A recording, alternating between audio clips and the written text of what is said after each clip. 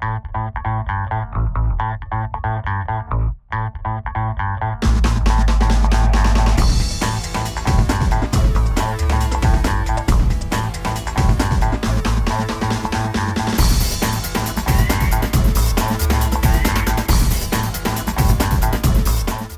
ball in towards Kieran Donaghy from Paul Galvin, turns, shoots and registers the point.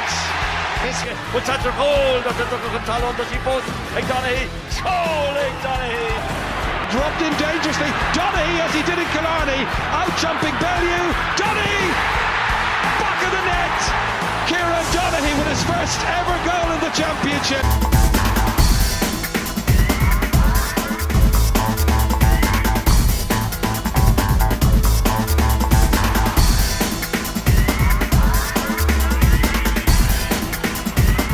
Hello and welcome to Load of Balls, and it's the interview series again. And I see there's a lockdown on the horizon. The JF suspended all activities except for training, so hopefully my interview series will keep on going and keep us entertained throughout this time.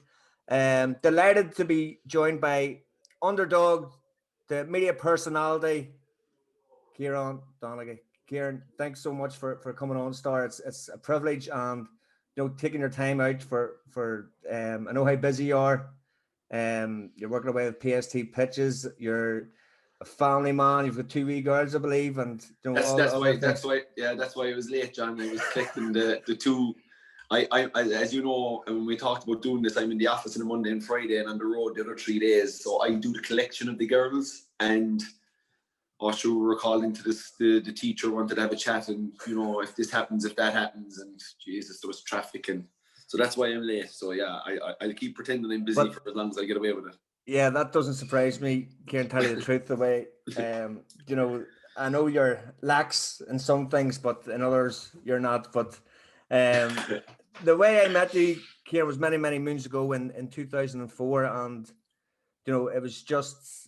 We had done the hard slogging, about 20 trials, gone through up to Crossmaglen, down to Dublin, down to Limerick, and then the next thing you know, right, we're not going to beat Kerry unless we have these 2 boys in. I think it was 3 boys. Right, we're bringing in this boy called Star. We're bringing in Pierce O'Neill, and I think Stephen Wallace as well coming at that time as well. So, it was Brent whenever you did come in then. He was there. He was there a bit longer than myself and Pierce. But yeah, I think he picked up a few injuries to a few big lads in the middle of the field, and I think there was kind of, as we know, we beat Kerry the same year. You tore your hamstring. We had lots of people that got injured, especially big lads around the middle, and we were kind of, I'd say there was a bit of a fear there that we have a good team. We've got good backs, we've good forwards, but we're a bit light in the middle of the field. No disrespect to any fella that was trying out for the middle of the field, obviously, but I think they knew the size that Kerry would have, whether it be Darragh O'Shea or Micheál Cork or William Kirby or Donald Daly or Tommy Griffin or any of these guys. They had a host of guys that could play in midfield. So I think they just wanted to get a bit of height and strength, and they did tell us when they were bringing us in, they were going, look, a few of the guys could be a bit pissed off here now. They're after training for 2 months. You've missed all the hard shite. You're coming in now with eight weeks to go before the game. So it was a bit tricky. I remember going in that first day, and I think we addressed it. Look, lads, we're here to help, and we don't see ourselves being this or that. We're just here to try and drive it on and have a bit of crack with you. And I think there was a good few trainings, and there was a night out in Limerick, and I think we got through that fairly easily, and we actually, by the time the game came, we had a great bond built up. We had a good idea of how to play, and we had a very good management team and very committed guys, and played really well in the night. It was brilliant night, good times, but as I say, it was bittersweet for me. But look, the first time I seen your temper was whenever I beat you 3-0 at Pro Evolution. One time, so that's my claim to fame anyway. So it is. Oh yeah, that wouldn't have gone down well. I would have fancied myself.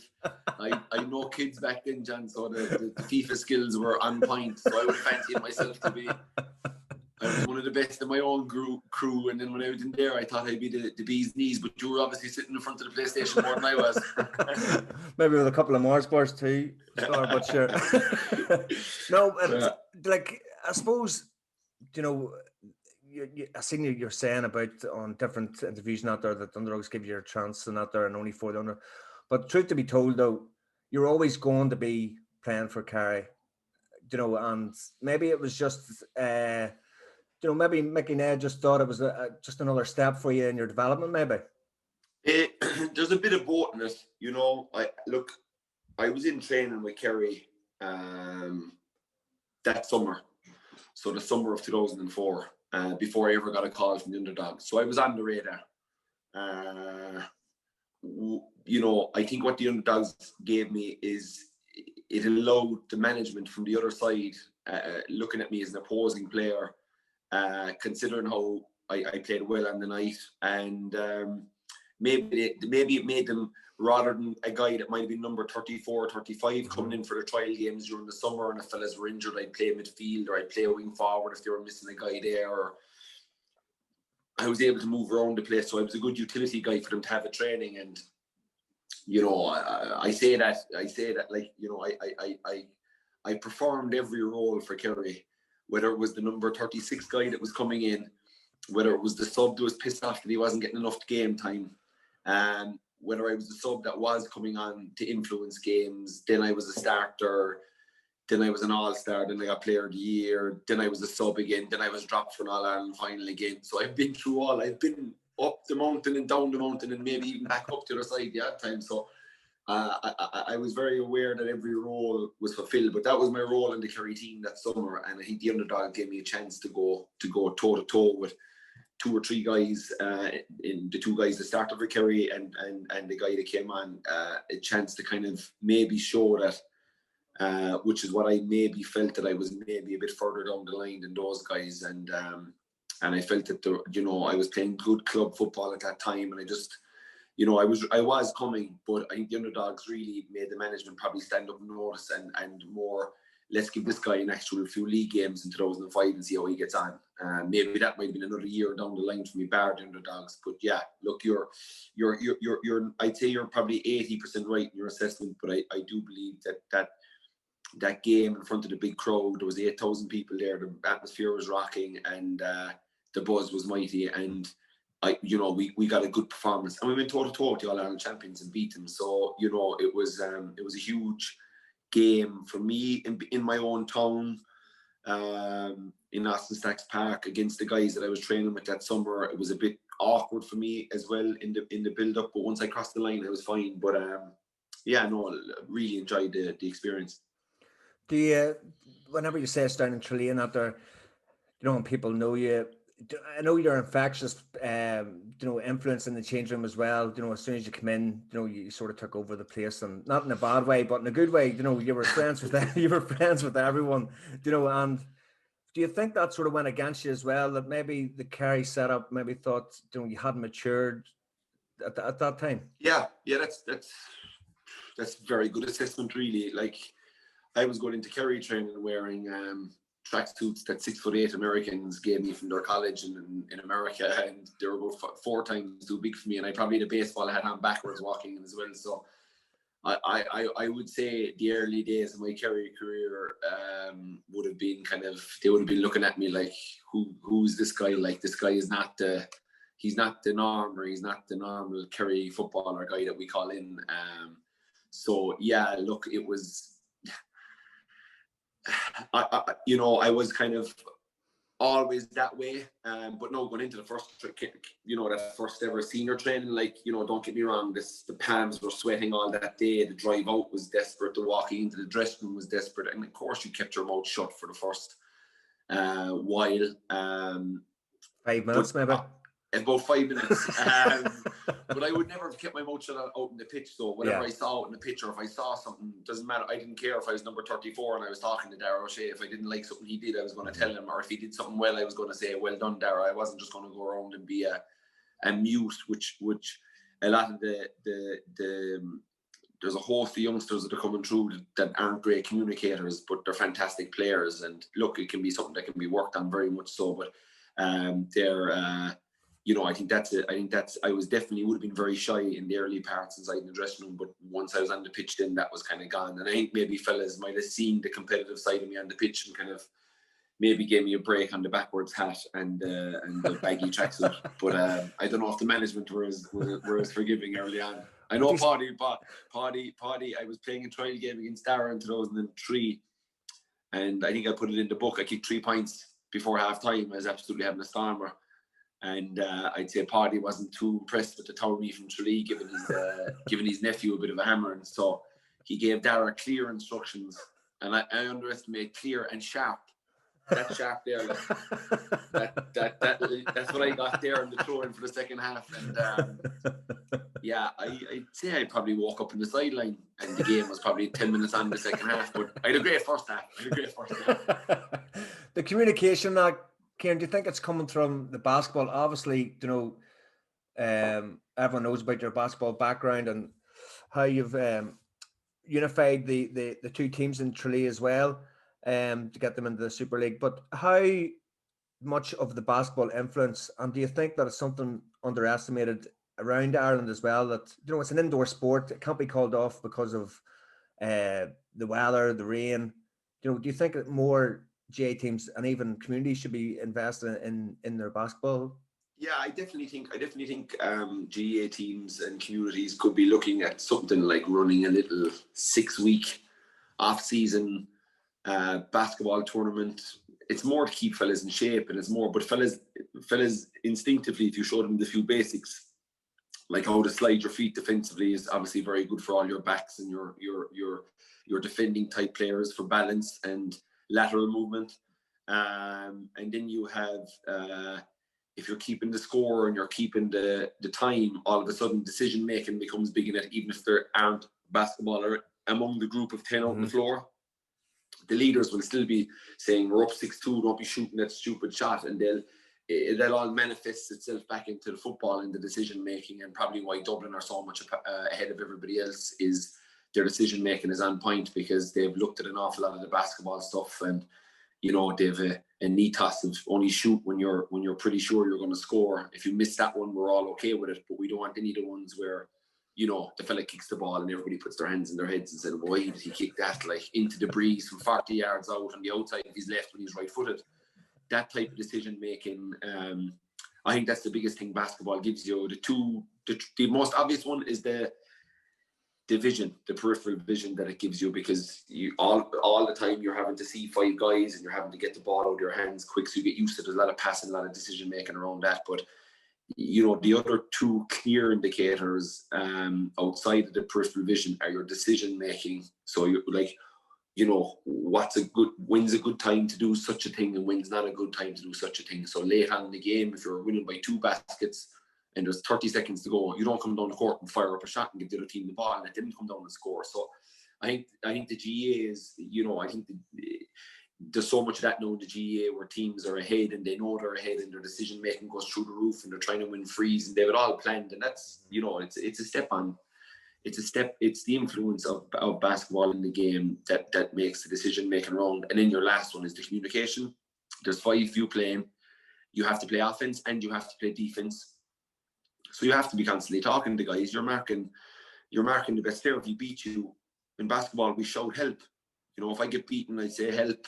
Or if someone sees me getting beaten, they'll say help and they'll get to the help position, and then everybody else will rotate around, which is, when you look at maybe some of the old school Tyrone defending, that's the way they were. They'd all crash in on top of the ball. If the ball was kicked out to a corner forward, there could be a wing forward and the centre back might run at him. There was never really, that's your man and you mark him and don't worry about anybody else. They were very much, the ball was the danger, and they all hovered around the ball and they all scrambled out to where the ball went. And then if you kicked it wide, they would account that to the pressure that they made going after you to get out. But there was no such thing as, my man only scored a point. Isn't that great? Yeah, but we lost the All Ireland by 2 points, so that doesn't really matter, to be quite honest with you. So that whole team understanding of both offense and defense and having to play both, which is probably why when I was in the middle of the field for Kerry in my first 2 years or 5 or 6, all the backs loved me, because every time the ball went over my head, I was going to help defense. So I'd be running back to double team guys to help them. I'd be telling Tom Sullivan, I'm coming to help you, push him out this way, and Tom would automatically realise that I was outside him. So he would know to turn the guy out that way and not let him in along the end line. Yeah. So it's little stuff like that, and that's all basketball stuff. First class. And Kerry's defence has come out under a wee bit of criticism throughout the years because of they don't like to play a sweeper or a holding midfielder. Do you think that that's something that could be, even drilled in more so that that rotating extra man in maybe? Yeah, I think that whether you do the rotating man in or whether everybody has their own man and everybody's in kind of help defense mode, as in the ball is the most important thing. If the ball is over on one side of the pitch, if the ball is out in the middle of the field and it's on a sideline, the cornerback on the opposite side should be standing in on top of the D and leave his man off wherever he wants, because that's where the obvious ball is going to be, going to be into the D. And if they start rotating it, then you get back out on your man. So I think there's a lot of stuff that can be done with it. But there was signs last year. There was a bit of that in Kerry's performances. There was a bit of everybody marked their own man, and we live with the repercussions. Unfortunately, in my eyes, the repercussions were too big because you Jack McCaffrey coming down the middle, going through on goal. You the two corner forwards looping out to the wings, and our two cornerbacks running out after them, and the middle being opened, and that was. That's guys that are conscious about they don't want their man to get the ball, they don't want their man to score. Whereas, in my eyes, your thought process at that stage has to be, no, let's not concede a goal, and who cares who scores a point at this stage of the game. You go back to the Jack McCaffrey goal. Kerry had slammed on the press on Dublin early on, really good tempo. Kerry crowd standing up on their feet. We're taking the game to the 5-in-a-row dubs. Isn't this brilliant to watch? And we were very strong. And after that goal, we went back into our shell a bit. And in the replay, we didn't use the press at all. And I felt if one of the defenders had said, I'll leave him off there and I'll go to the ball and they can throw it out and he can kick it over the bar. I think if one of the guys said that, I think Kerry may have won the first game, but they definitely would have, even if the first game was a draw, they would have copied their game plan and gone at it again in the second game. But instead, in the second game, they sat back, they started Diarmuid O'Connor and wing forward, who's a natural midfielder, and just played kind of, played a sweeper and gave Dublin every shot kick out, and it didn't play into Dublin are too smart for that. Do you think that, when did you notice that you were actually studying the games more, or did that always come through? Was that a basketball influence as well? Yeah. I was always. It's just natural in me. I would have been kind of captain of Irish teams and stuff when I was growing up, and in basketball, you always have a very close relationship with the coach if you're a point guard, and I was a point guard all the way up, and I was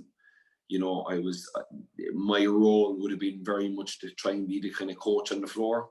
So that was the way I always saw it, and I didn't really change that then when I came into football. And look, you have to be playing at a decent level before you can kind of go in and be acting like that in a dressing room. But as soon as I got my footballing level up to the same standard as my basketball level, I felt then I did have the ilk to talk in the dressing room and to demand stuff off of people and to be straight with people, and even if they didn't like it, to go after people if I felt that was the right thing to do. Whether I was right or wrong all the time, I don't know, obviously, probably not, but that's the way I would have seen it. I would have been a guy that would have had to say it rather than be a guy that would hold it in and want to say it, or hold it in and go telling 10 fellas inside the dressing room afterwards that we should be doing this, but never actually go and having a proper chat with the manager. So I'm just interested in your thoughts now. I'm a massive basketball fan, especially growing up, in the 90s and noughties with Michael Jordan and the Bulls teams and Shaquille O'Neal and that. The Last Dance. What was your thoughts on it, and what did you make of Michael Jordan? And do you think it was just a self-publicity stunt, really, or was it an in-depth documentary? It was as in-depth. It was as in-depth as you're probably going to get. Could it have been more rootless? Could it have been longer? Could it they brought in more guys that didn't like Michael Jordan and get them to give their real thoughts on it? Probably, but I just don't know. Would it get lost in translation? I think the story was about this fabulous Bulls team that won 6 championships in 8 years, and the 2 that weren't there, Michael Jordan wasn't there, and so he's the story. He's the guy. He's the guy that won all the games. He's the guy that took all the last second shots.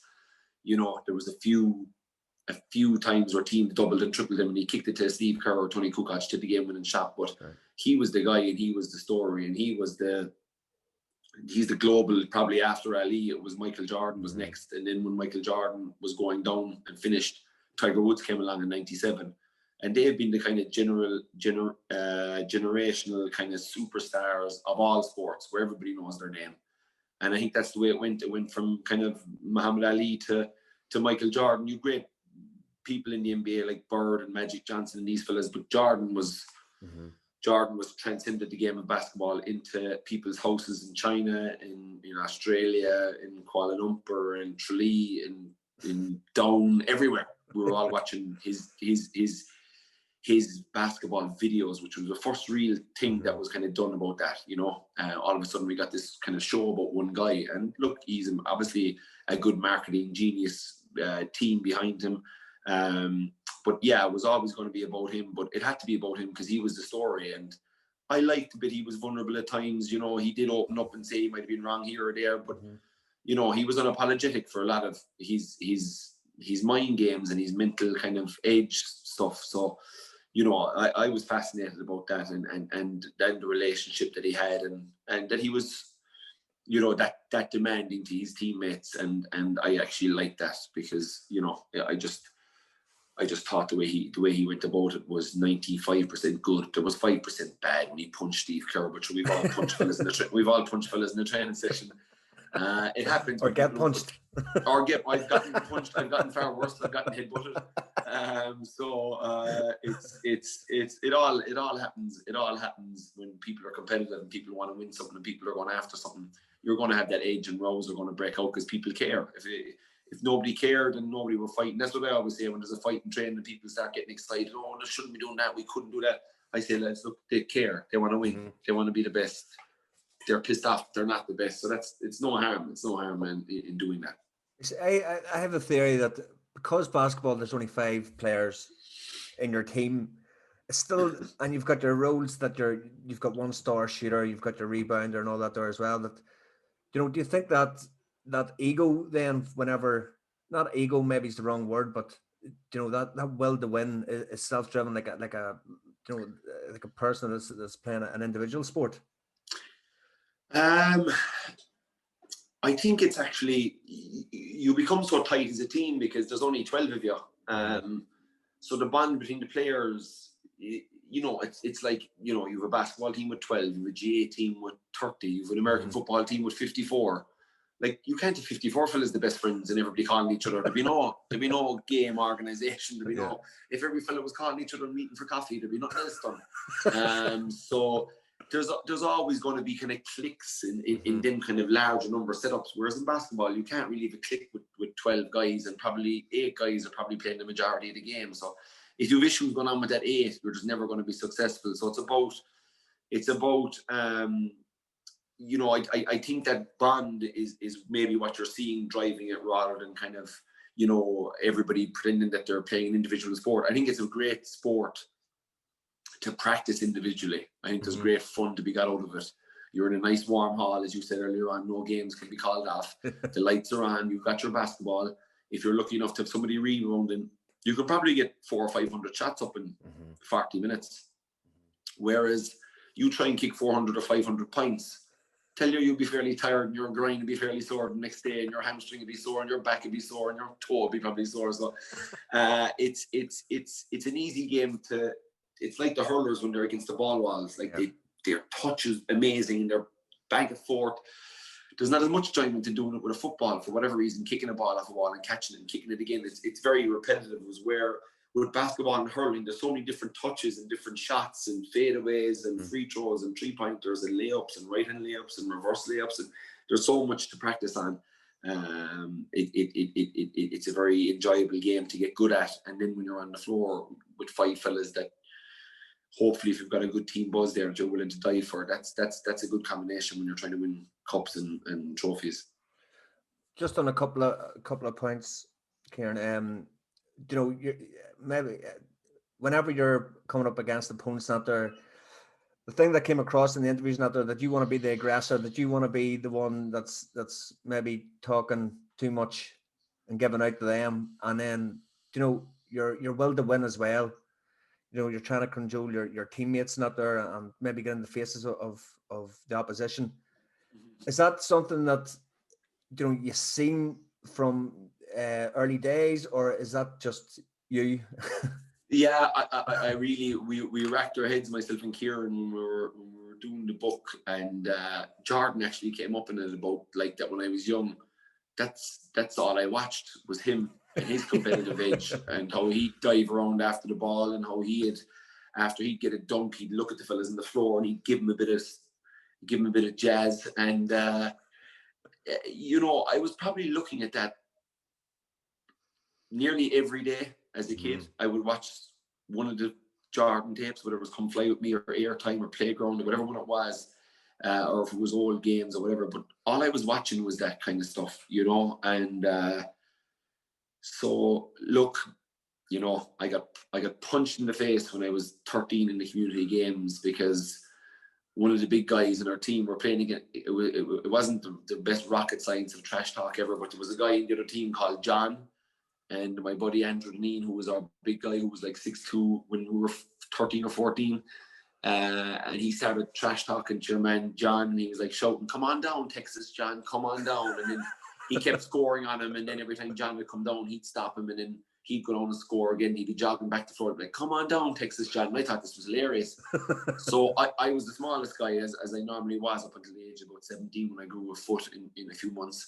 But I was the smallest guy in the team, and John was coming down the court, and I said, if Andrew was doing it, I'll chirp in. "Come on down, Texas John." And he punched me straight in the face with the frustration of dealing with your man for 10 minutes before that. But yeah, I woke up inside in the bathroom. There was sprinkling water on my head in the shower tap, and my eye was all swollen, and I was like, what's happening? What the fuck's happening here? And they said it was hilarious. That I opened my mouth once and got the head punched off me, but it didn't stop me. You think that would have given me good kind of manners on me to stop doing it, but I didn't. It was always the way I was. Whether it's the Joe Bradley thing, or whether it's the time I shoved my head in Paul Hearty's face after the Armagh goal, just that's not put on, it's not faked. I don't think about it the night before. It's my reaction. But most of them, I'm probably dealing with shit for the first 20 minutes or 30 minutes, and then I eventually do something okay, and then I want to tell everybody about it. So that's probably another reason for it. You're just right. Oh, We'll go to. I want to just ask you. You've had interviews and like the book. You've had a fascinating career and life so far. But I want to get 5 guests that you would have down at the. You should have called the book The Greyhound, because you mentioned that many times. But down at the Greyhound, who would you have? 5 guests, okay? So just off the top of their head, okay? I want one sensible one, somebody who's a bit mad, who, if they come down, the place might be burnt to the ground. One.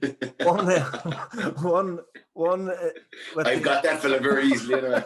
One, if in case a fight breaks out, he's got your back, and then one for the stories and the sing song, and then one person then as well that you couldn't go on a night out without. Sorry. You couldn't go on a night out without. Yeah. You couldn't be without. Jeez, I don't know. Could I not be without? I better say the wife on that one, will I? No family members. No family members. By looking at the guest table here, she wouldn't fancy it, I'd say. You're not like the family members. Sensible one. I would say Zola. The little Italian maestro, Gianfranco Zola, would be my sensible one. Yeah, very sensible guy, but just a class act, and looks like the nicest guy of all time. And he's Italian, so he's going to love the red wine. So you've got somebody to share that with, anyway. So there's always a positive. Big Chelsea fan then. Yes, the wild one would be probably Dennis Rodman. Mm-hmm. So I'd fly him over from Vegas on a chartered plane. He can bring Cameron Littrell with him if he wants. He'd be the wild one.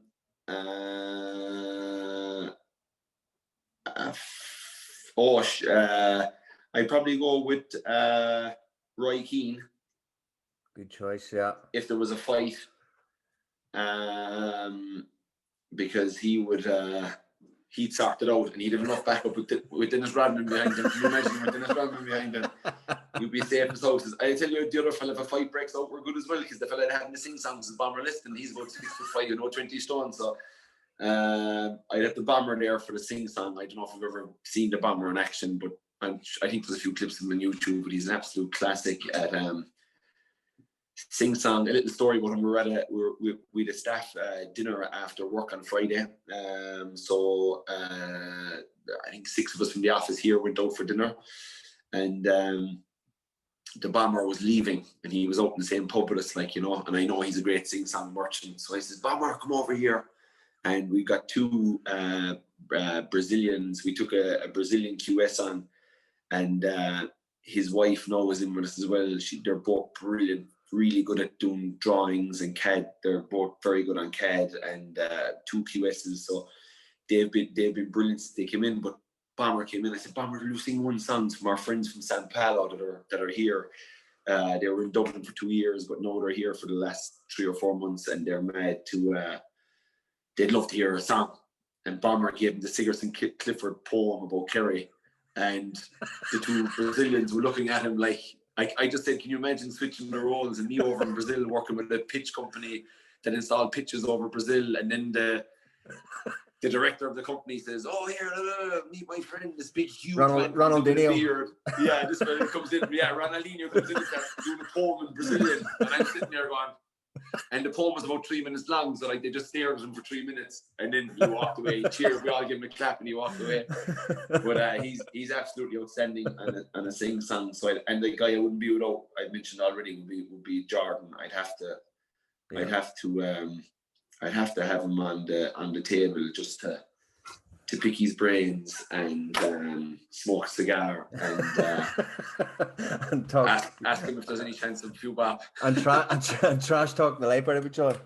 But do you see, whenever I was picking these here things for you, I was in case a fight breaks out, I was thinking Mike Kirk for that there one. He would have your back on the basketball. Well, we played them in a championship game, and we just have to win the cup together in basketball, and we were very good pals. And there's a picture in the Star, and I have him by the neck, and my fist is gone, and he's missing me the other way. And we wouldn't be the most accurate of boxers, but we were throwing them at each other anyway. And we were like best friends, you know, on the basketball court. Obviously, played together for about 3 years at this stage with him. But then local derby in the football, he's from the rival side of town.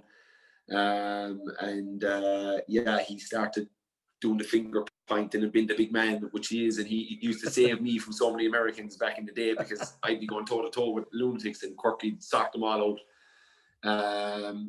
He would have been an obvious one in the fighting. But Dennis Rodman is like...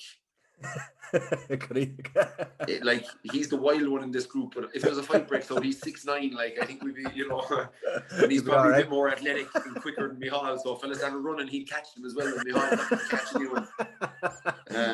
Do you see the just saying about American influences that as well? You played in Kerry with a number of American boys that come over for basketball as well. Yeah, I believe you lived with a couple of them as well. You left home at 19, was it, for a period?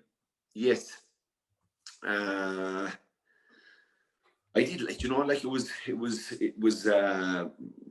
That's 15 years ago now. Like, you know, and a bit of a row with the mother one night for probably being out too much or not coming back or whatever, and she says, "Oh, it's all them basketballers' fault," you know, and I took offence to that, because, you know, it was my fault and it was nobody else's fault, but she was blaming the other people. Do you know what I mean? So, bit of a row, moved in with the boys, and you're like, "'tis amazing what kind of guys you were," because at the start of the season, when I moved out, one of them was practically a functioning alcoholic, and the other fellow was mad, and he was no good, and he was sent home.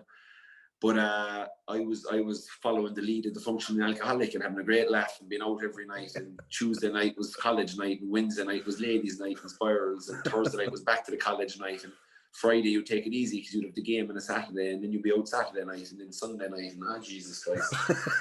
So I was going down a bad road, so that's when I got sent home, thanks to the God. Or you might never have heard about me in 2004. And this guy came in, a guy called Antoine Gillespie, who broke Tim Hardaway, who had been a famous player with the Miami Heat or in the NBA Finals at the moment. This guy broke all his records in UTEP, and he was rehabbing from a groin operation in France, and nobody would sign him while he was recovering. So he came to Ireland and he got a job with us for 8 weeks, and he's the best player in the league by mine. He was scoring 40 a night, but he changed my life around and my habits around, and got me from partying and drinking and messing around till 5 and 6 every morning, to going to bed at like 11 o'clock and getting up at 6:30 and going with him up shooting around every morning and working on my game and my jump shot. And I guess he showed me that if you want to be, really good at something, you got to go above and beyond and work harder. And I wasn't getting that kind of guidance from the guys before that, we'll say. I was getting more of a guidance on how many brandies you can drink and how much level of cracking you have. So yeah, it was. They were a big influence in my life, because after that first season when I lived with Gillespie and I knew the way to live as a in a house with these guys, how to behave. When the guys came in after that, it was great because I was able to squalor with them rent free, and work away and get my few bob and be out of home, and that would be all great until the season finished at the end of March, start of April. You'd have to crawl back home for 3 or 4 months back into the upstairs bedroom. But yeah, the first year I went, after we did TIFF with the mom, we went and we made up then when the boys went away, and it was a great relationship going forward. Obviously, there was never any hassle after that, but the hassle, she was right, because where I was going wasn't going to be a good road for me. And she was just worried, as all parents are. We have kids now, and I'm sure if my gang were at that in 16 or 17 years' time, I'd be losing my mind as well. So I'll give her a little break on that one. Do you think it was just like a rebellious time for you?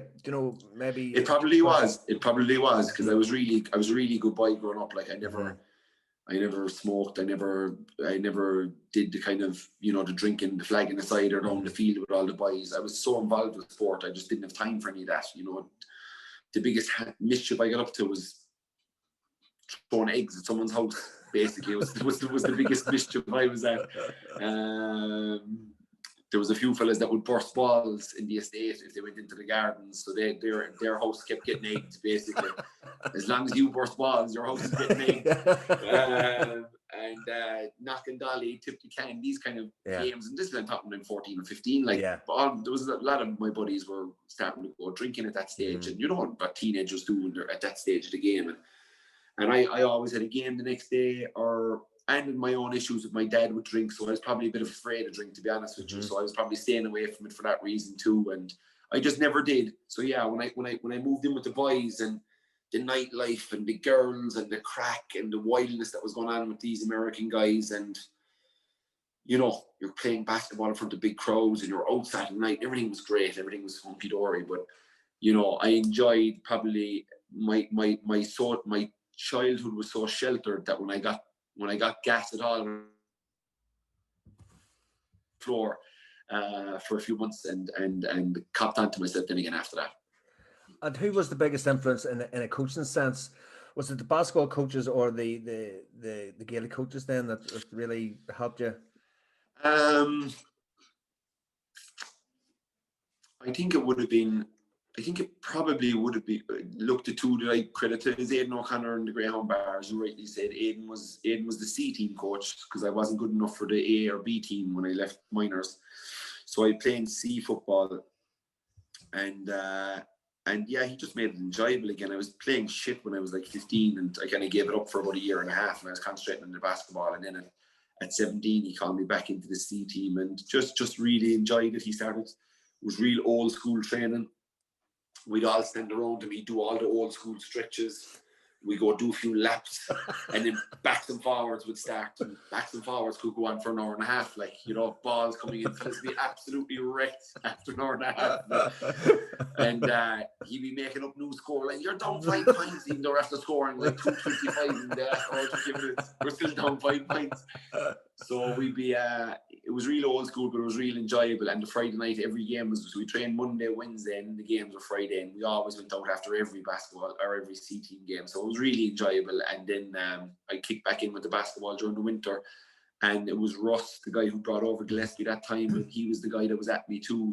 Didn't like what I was doing with the other boys because he thought it was potential in me, but he knew that if I kept following around with the other guys, which is probably why he sent them home in the end, but he was probably worried about me going down that road. And he flew me out. He paid for my flights to Chicago after that first year that we won the league, the Irish Super League, and he flew me out to 3 trials in Chicago, and it got me a trial in New Mexico State University as well. But it was just a different time. Ireland was much further away from Chicago or New Mexico than it is now.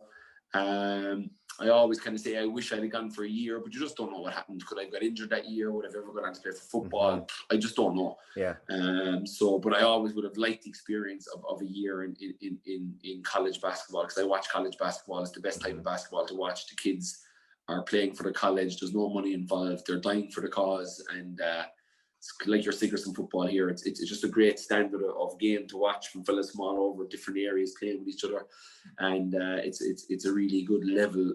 So that was about it on that side of it, really. With you're coaching now at the minute, Tralee IT, is it? Yes. How you find that change? You're still playing, so it must be a bit difficult, playing and then coaching as well. Yeah, I haven't had any issues with that, but I'm just learning. It's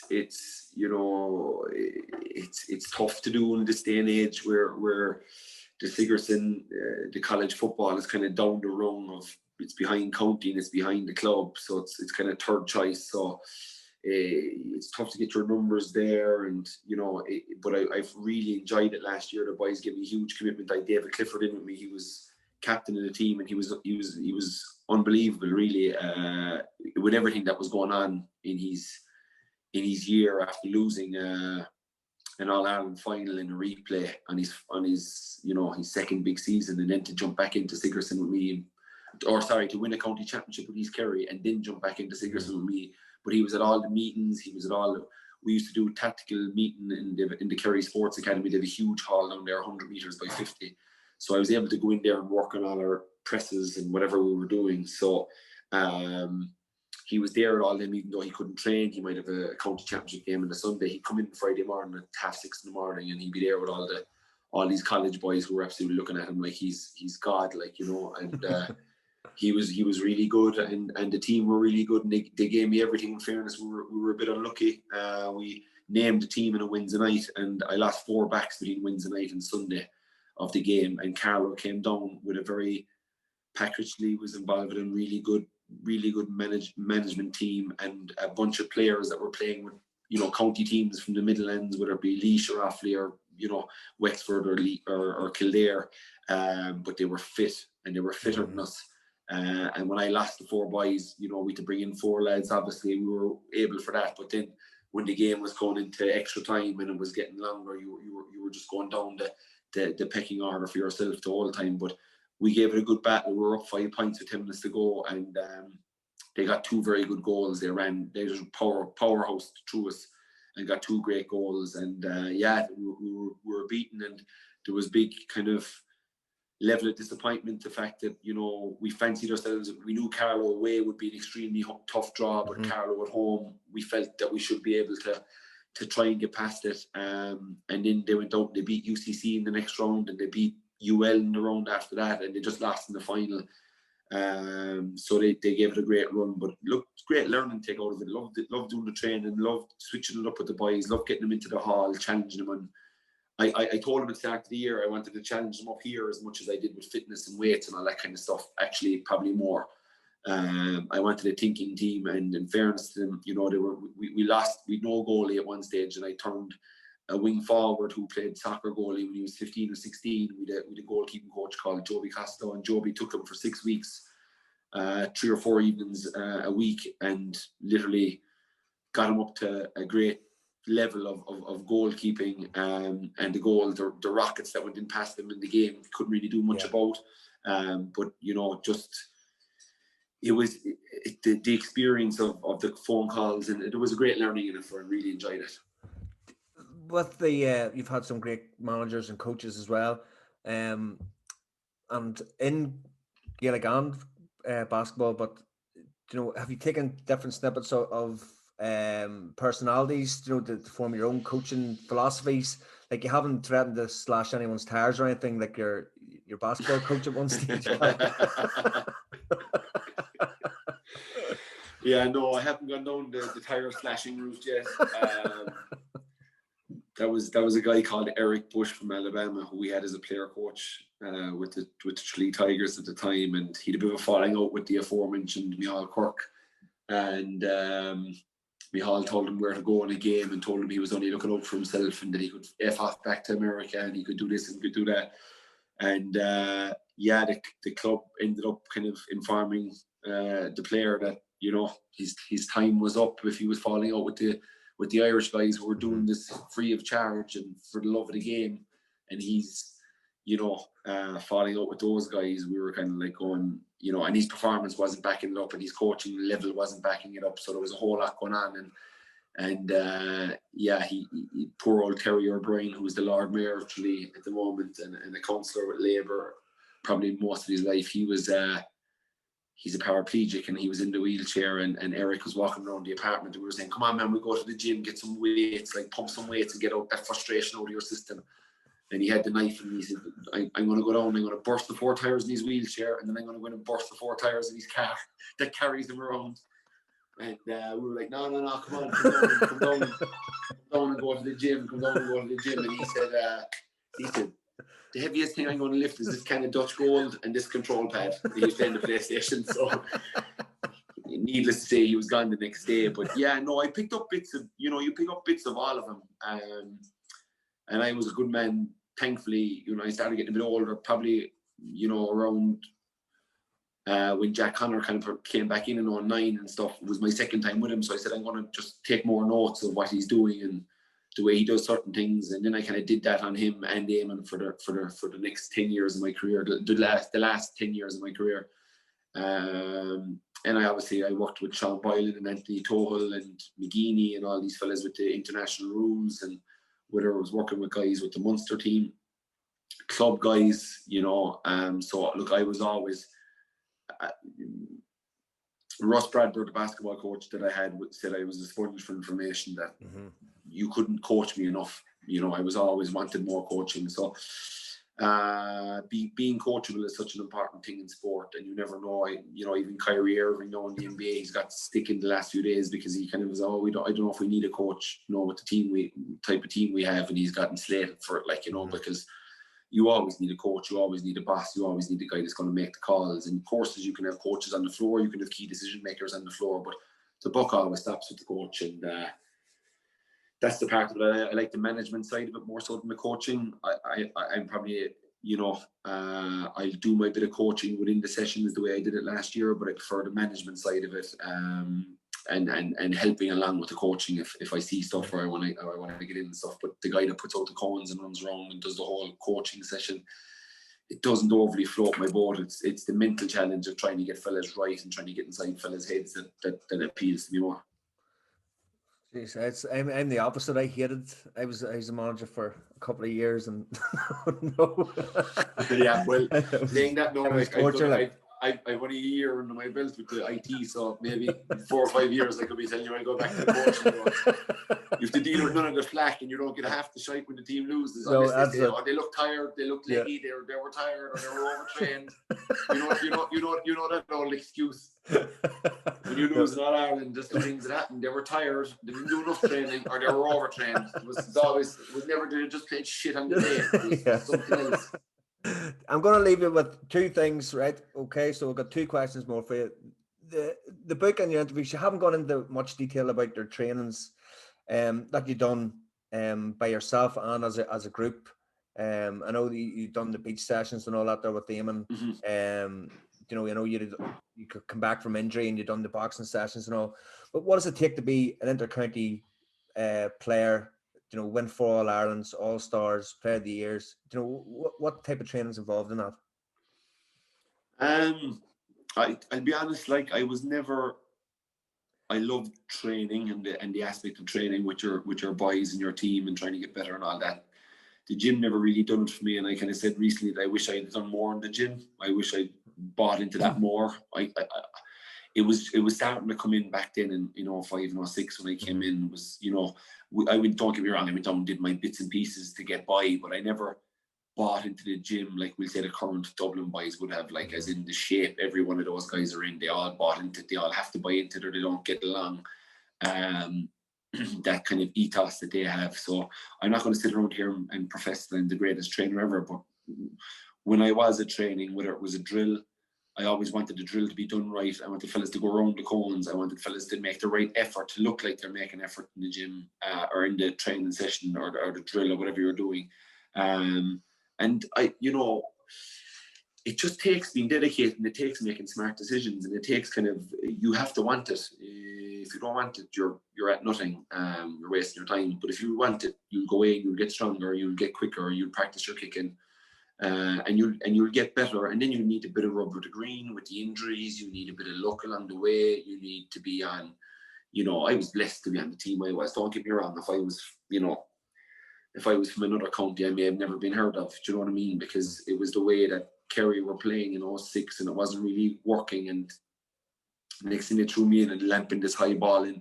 It wasn't just me, it was the way we were playing was kind of was a throwback to the Bomber and the boys of the golden age, and that kind of Armagh were doing a good bit of it. Armagh were probably the only crowd doing it really, where McGeady or John Toll and one of these fellas would come down the pitch and you'd have Clarkey and McDonald inside and Marsden, and they'd just fuck it into them whatever way you wanted and they'd go win it. And there was a great understanding that Armagh team, when McGeady was coming up the wing, the Armagh fellas knew where it was going. The half hours that were outside him knew where it was going. So, people always say to me, "Oh Jesus, like you were great, and you were great in 06 and 07 or whatever, and you aren't as good after that or whatever." I always say about 06 and 07, there was a very clear message from the management. All the team knew what was going on. There wasn't this kind of thing of, put it in if he's on, but play this way if he's not on, and play that way. Fellas played as they see it, but the number one option was to get your head up and kick the ball in to the forward line, whether it was high or low. Crossfield ball can be just as good if it's a low one. So it was just about getting it in properly. But the understanding was that when a fella was coming up the wing, if Sean Sullivan was coming up the right wing and he was playing a cross ball to me, Galvin would be out and left half forward, and he'd be looking at Sean Sullivan, knowing what Sean's going to do. So that kind of like, if he doesn't know what Sean's going to do, he probably stands still and he's looking over, he's maybe waiting for a rotation. But if he knows that he's going to go up the wing and put that ball across, well, then Galvin knows all I have to do is get off of Donaghy or Gooch or one of these fellas in the inside line that could be through for a goal. And Declan Sullivan got a load of goals off it. Seeing the ball play across and then going and just beating these men. All you have to do then is beat your men. You're going to be true if they win it. And if they don't win it, which we didn't loads of times, you track and you tackle and you get it back. But you come back up, you go straight back into it again. Whereas I felt for certain parts of my career, and it was probably down to me, my handling mightn't be as good enough, or I wasn't playing as well or whatever. But if I was kind of number 2 or number 3 option in your head as a player coming up the pitch, I was no good to you, because you'd look up and you'd see a body back and you'd see me in there and you were like, oh no, we'll keep this safe, we'll think it into the corner, we'll do this, we'll do that. But when it starts kind of falling down between one, if it starts falling between two stools, really, it's kind of a tactic that's not going to really work. And the only time it works is late on in games, and it only works once out of every 20 when you throw the big man in around the house and you flick 4 or 5 balls into him and you get it lucky once or twice and you get a goal out of it. That's when it will work. But if you have it as your team's ethos and you have a good guy up front that's tall and that's athletic and can bring people into play, you're going to lose some balls, but you're losing them in a good area. You're kicking it in, you're losing it in around the 21. But there's goals to be gotten, very simple goals and morale lifting goals for your team, and morale, it's bringing down the morale of the opposition because it's so easy. The ball goes in, some fella catches or tips it, some fella comes off his shoulder, gets it and bangs it into the back of the net. There's not much work in that goal, there's not much hacking in it, there's not much over and back, there's not much effort that goes into it. It can happen quickly and it can give teams momentum. And you know, I was always, I like even going back to that game in the Gaelic grounds in 14 where I was gone with the osteopubis injury and I'd done the training you talked about, which was the stuff where, you know, you go in and I was going out to the beach and I was just running in salt water, basically trying to run and going very slowly, but just trying to pull my leg against the water because that's what was bothering me. And, you know, that was all done. And then I came back and came on for 8 minutes above Crow Park and won 3 high balls. We got ourselves a draw, and Eamon comes to me in the tunnel on the way down the tunnel afterwards, puts the hand around me, says, "We're going with you in the replay."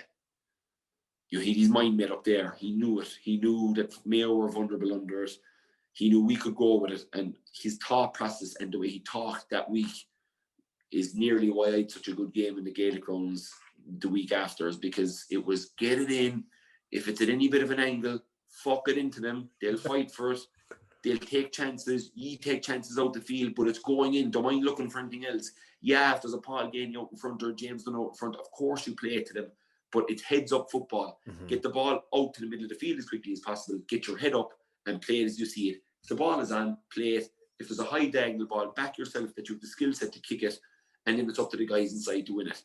But I hate this thing of the guy kicks it in and the guys inside don't win it, and that goes as a turnover against the guy that kicks it. Yeah. What happens, that guy, he stops kicking it in, and then you're taking away a chance of an early goal. So the language and how you speak to a team and players is very important, and that's one thing that I've learned throughout the years big time.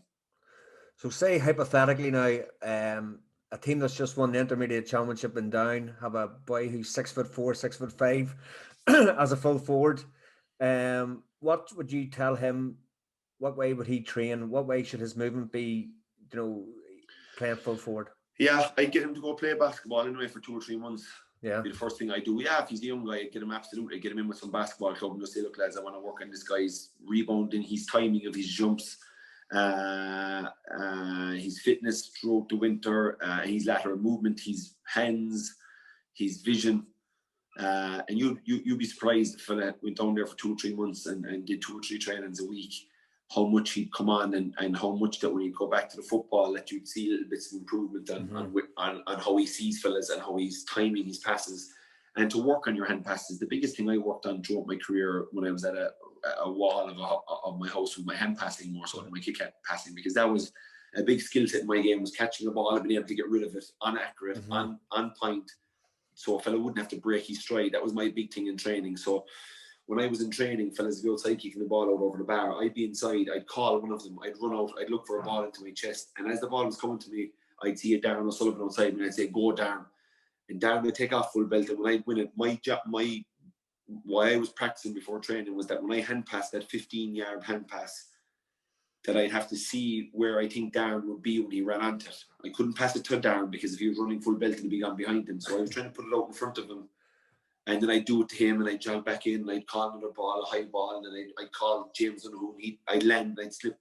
So like if he was even doing that in all your kick arounds, that'd be a good thing for him to do. But like, you know, working on your hands, your confidence, and being unselfish. Like if you're in that role, you can't be in there trying to do all the scoring. You have to keep your man honest by setting fellas up as well and kicking the odd score, and you want him not really sure what you're going to do, rather than getting the ball and going, okay, he's going to take me on every time he gets it. No, but getting it, slipping it to an open guy, and being you know, he's got to use that size too. There's no point being 6'4" and big and strong if you're not going to use it. So he has to be an intimidating figure around the place as well. So that's what I'd be trying to get out of him. Well, hopefully now that hypothetically, of course, if there is a player that got that I'm coaching, that he listens to you as well, that I can call him. You can give him my number and I'll chat to him. Good man.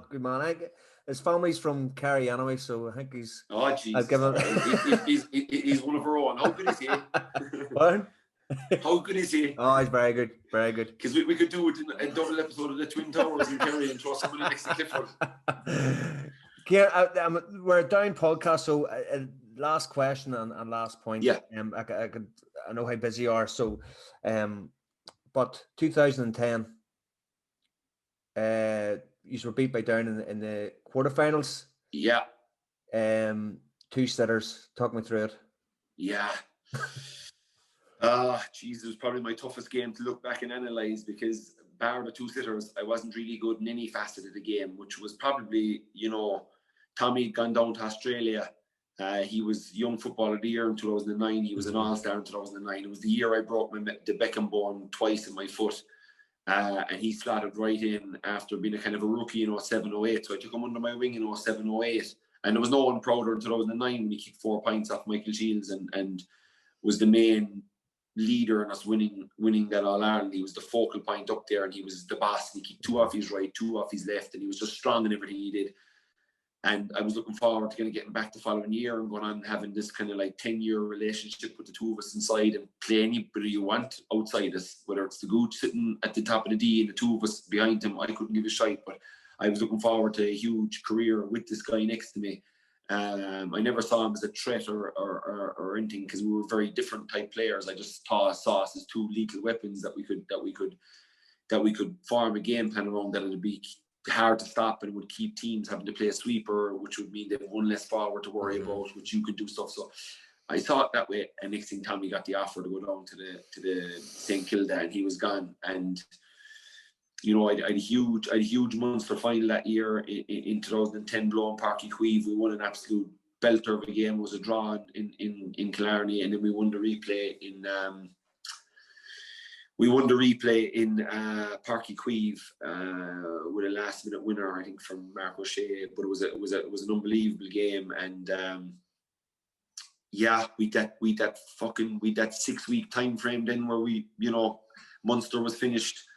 Was supposed to be 7 weeks, which was always a worry, because Monaghan nearly beat us in 2007 after a 7-week layoff. So we thought it was 7, but with the replay it was 6. And we were coming up against a really good Down team who had Marty back. In my eyes, a guy that would walk into any forward line of any county of any generation would be Benny Coulter. So you'd him and you'd Marty. You'd Poland, you'd Carr, like they were just a good team. They were a good team, and then I fucking missed 2 easy chances. The rain would suit an Ulster team against the Kerry team. A wet, slippy Croke Park suited them down to the ground. They were a good ball carrying team. They didn't really, Marty was a good man to kick it now, but Poland and these boys, they were really good at kind of carrying it up the pitch and picking the safe pass and getting it through the line. And they'd Ambrose Rogers, and they'd Dan Gordon, Markhamy, who was always really tough for me, and anytime I played him. So they did a very good team, and they were very unlucky not to win the All-Ireland that year, and they made a serious run. And when I look back, we won 06, we won 07. We lost 08 to Tyrone. We shouldn't have lost it in 08. They were better in 05 and 03, but not in 08. And we beat Cork in 09, and that Down year, if we'd got over the line against Tyrone, we would have been going for 5 in a row, and Down would have stopped us going for 5 in a row with that win.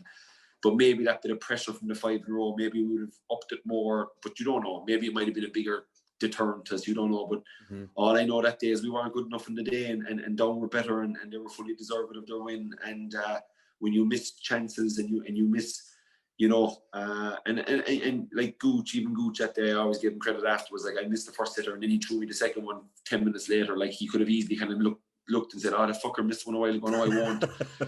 But that summed up Gooch. He always played for the team, and he always gave the right ball at the right time, no matter what his own instinct, no matter what his own scoreline was, or the pressures of him being a marquee corner forward to get a certain amount of scores a game. He never played that way. He just played the right way for the team. And that day, the right way for the team was to slip the 2 of the balls to me. But unfortunately, I didn't hit the back of the net, and my record on kind of one-on-ones and shots on goal wouldn't have been too bad. So, your man, what was the goalie that day? McVeigh, was it? Brandy McVeigh. He was brilliant. And he was a good keeper. He had a big boot in him as well. And it was a tough one. But Down have a great record over Kerry, and we look forward to if we get to the championships again soon. see if we can try and right that wrong. We always need to meet you when you've got good. You always come along when you've got good teams. Like, you only get as far as the big games when you're playing us, because you've got good teams when you're that far. Hopefully not be too long before Downs at it again. Hopefully there's young players coming through, as I said. So fingers crossed. Star, you're a gentleman. Thank you so much for taking the time. Look, I could speak to you for hours and catch up on that there as well, but I know how busy you are. You're very no hassle. Very kind. No hassle, man. And during your break. Sorry, I was late. No, you're all right. Don't worry about it. If I can get you on maybe down the line and see how you're keeping, and I'm sure your coaching career will skyrocket now as well as your football career has. And it's always delightful to see someone that I met many years ago go on to have the career that you had, and you should be very proud of yourself. Yeah, I got a bit of luck along the way, boy.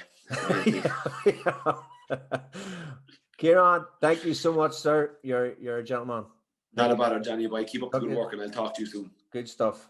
Dropped in dangerously. Donaghy, as he did in Killarney, out jumping Bellew. Donaghy, back of the net.